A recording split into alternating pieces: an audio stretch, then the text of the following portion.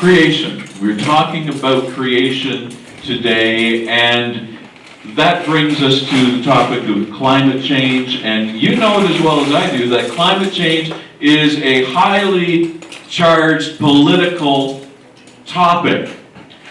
I didn't have to go very far in the news to find examples of politics and climate change. We have Robert Kennedy, who is Donald Trump's new best friend, giving his description of his understanding of environmentalism.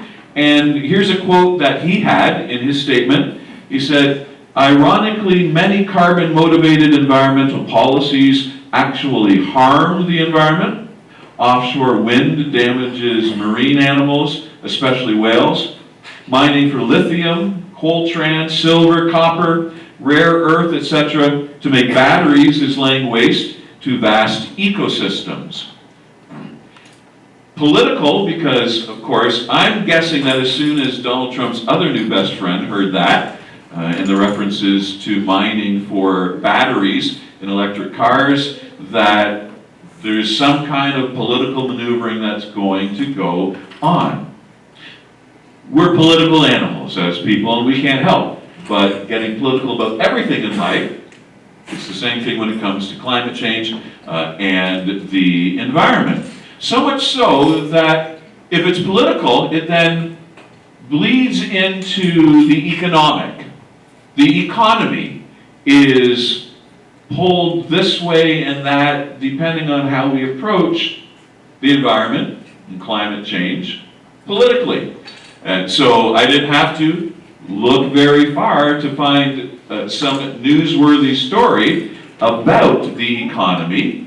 And in the journal Science, last week's edition, I found this article, "Climate Policies That Achieved Major Emission Reductions, Global Evidence from 2 Decades." In a nutshell, a whole team of researchers looked into various governmental policies around climate change, attempted over a multi-year period around the world, and to see if there's any correlation between certain policies and actual reductions of CO2 emissions. And they reached this conclusion, which is summarized here. They say the important role of price-based instruments in well-designed policy mixes and the policy efforts necessary for closing the emission gaps, that's what worked. Now you may not have caught what that means, but carbon tax, which, if we go back to the last slide, there'd be a lot of disagreement. Political differences around what policies are going to make a difference in our world when it comes to caring for the environment.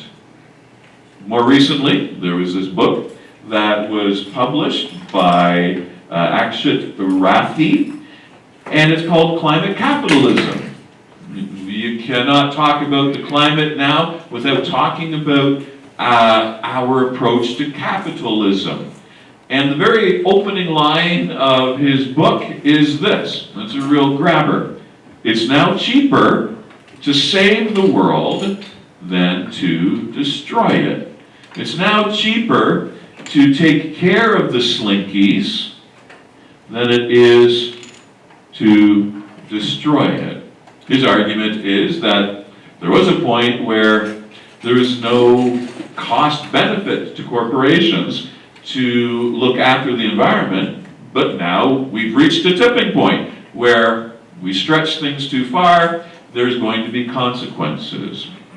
No doubt in this room there are as many different positions on how it is we address environmental concerns and climate change, ranging to include "I don't know" to "I don't care," and every position in between. But as the church, it's a question that we cannot ignore. Not only is the question of care for creation a political one, Not only is it an economic one, but it's also a theological question. It matters to us as the church. This week, the Pope of the Roman Catholic Church, the largest Christian denomination in the world, announced that his focus for the month of September will be around the environment. And he had this to say, which I think helps capture the essence of what we believe theologically about our role in creation. He said, we must commit ourselves to the protection. So let me back up. He said, if we took the planet's temperature, like you have a child and they have some symptoms, and so you get out the thermometer and you take their temperature. If we took the planet's temperature, it will tell us that the Earth has a fever and it is sick. We must commit ourselves to the protection of nature, changing our personal and community habits. I forget how many Roman Catholics there are in the world, 1.3 billion Catholics, but that's a message not only to those billion plus people, but to the entire church. A reminder that it matters to us theologically, the things we believe as Christians. It matters to us theologically what happens to the earth and the consequences of stretching it too far.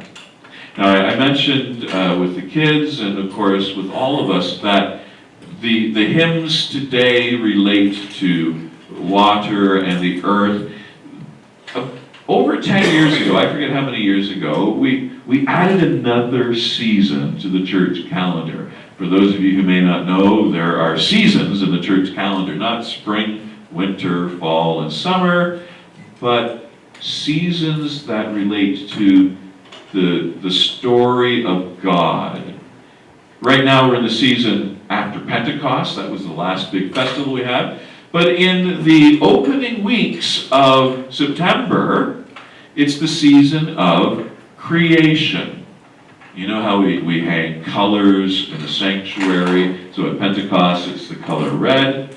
At Christmas, you'll see white and gold. Easter, white.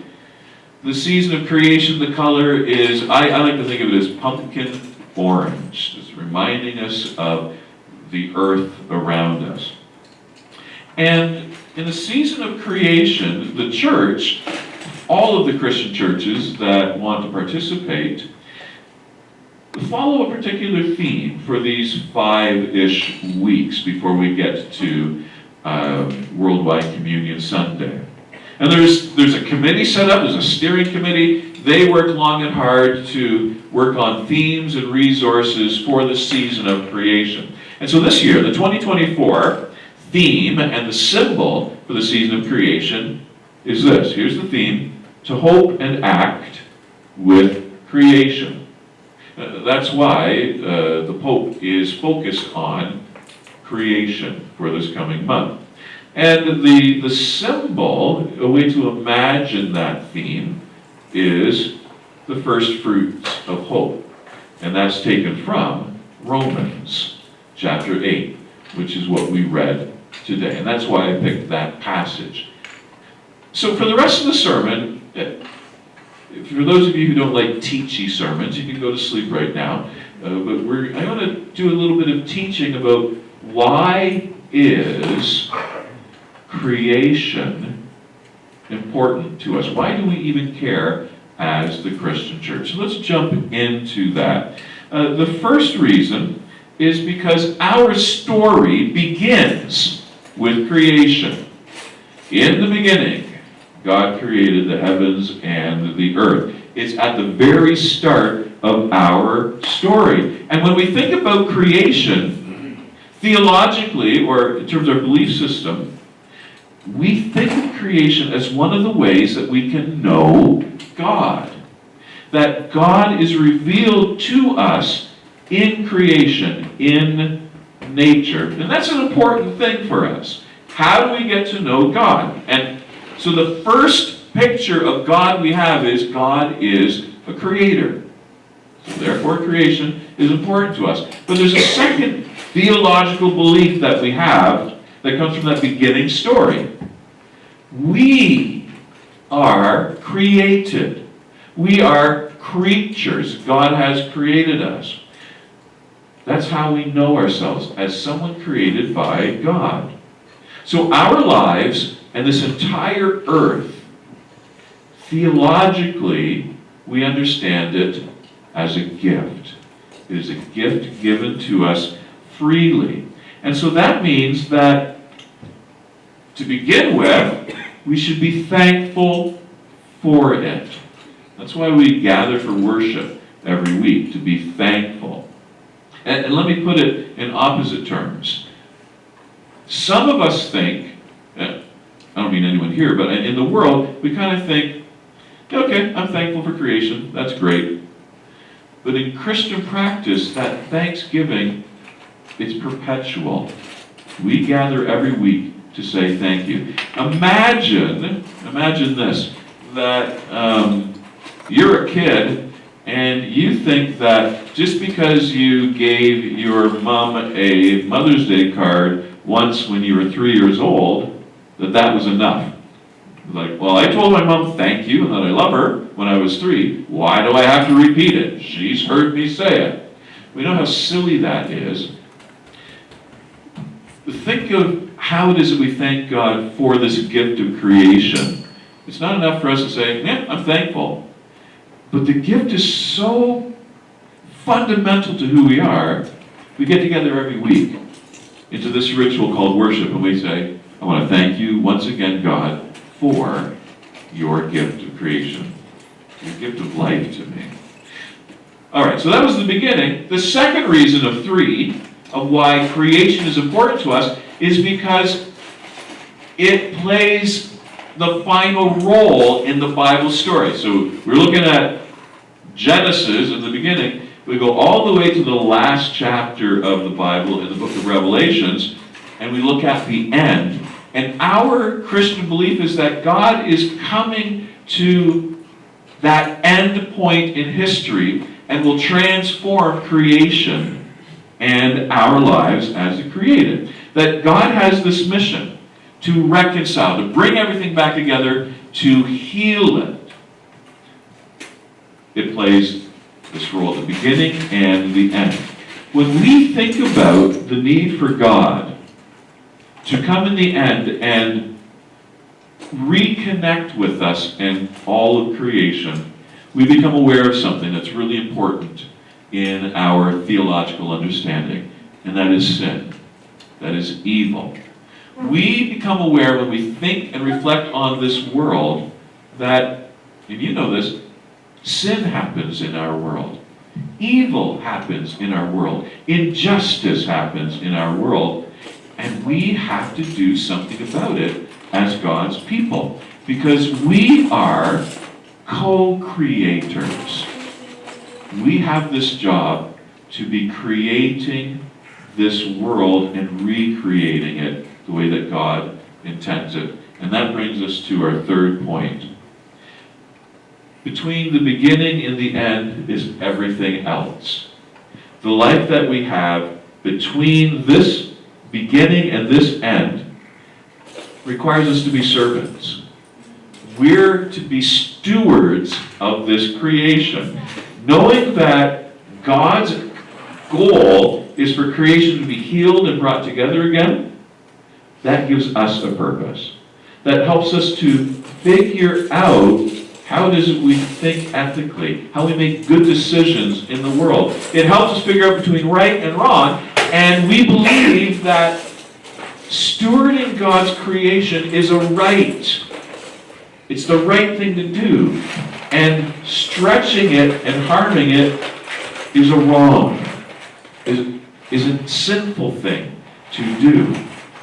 It also helps us know how we relate to creation, to one another, to see it as a gift. Look around at the people around you, and I know you're not going to do that in a sermon, but in your mind's eye, look around at the people around you, and ask yourself, Do I see these people as a gift, or are they something I can get something from? In Christianity, we believe that the people in this world are a gift given to us by God. They're not some object that we can exploit for our own benefit. It's a belief that we have from an understanding that God is a creator who has gifted us with creation. And so we have a duty. We have a duty to behave as stewards of creation. But when it comes to duty and God, we always keep in mind that it's never a forced duty.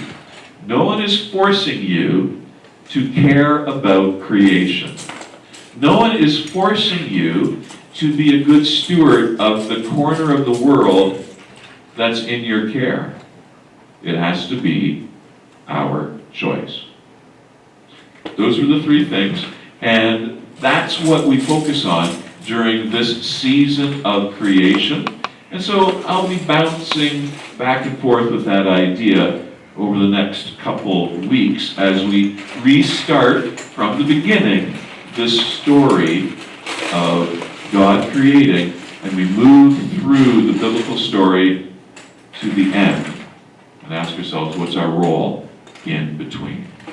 Amen.